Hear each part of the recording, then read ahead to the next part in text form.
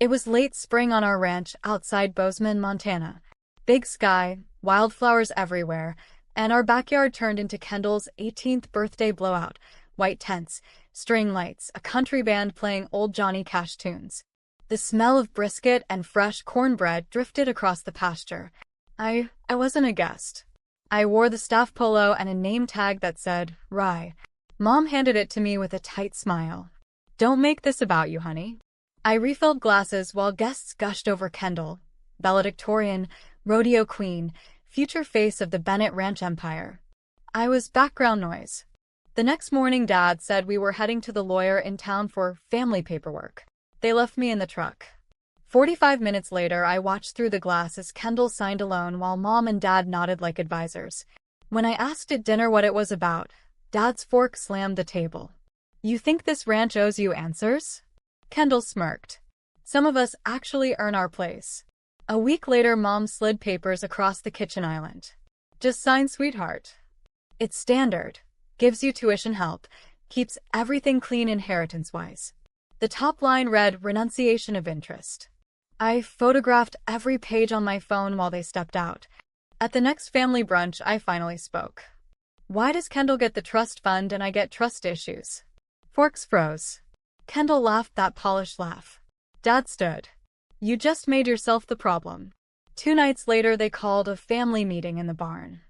I walked in thinking we'd talk. Instead, they had the sheriff waiting. She's been paranoid, talking about being erased, Dad told him calmly. We're worried for her safety. They held me while the deputy read the 72-hour hold order. No screaming, no fight. Just cold, legal silence as they drove me to the wellness center outside town. Inside those beige walls, they called it delusional disorder.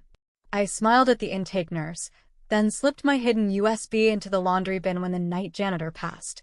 She mouthed, I got you. 3 days later, the USB reached my Grandma May's old attorney. I came home to find Rustic Brew, my little coffee shop on Main Street, rebranded Kendall's Corner with my LLC papers mysteriously transferred. But I had the original will Grandma May hid in her cedar chest. Forensic accountant confirmed the signatures were forged. Montana probate court agreed. Undue influence on the trust, fraudulent conveyance of the business. The judge ordered everything reversed. The day the gavel fell, Kendall showed up at the ranch gate, eyes red. I was scared you'd outshine me, she whispered.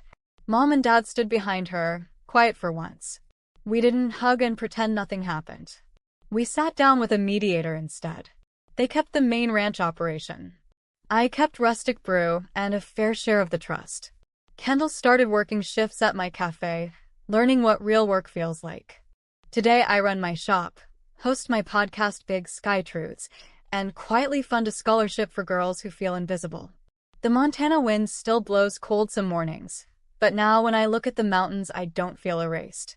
I feel rooted. Turns out legacy isn't who shouts loudest at the table. It's who stays honest long enough for the truth to heal what silence broke.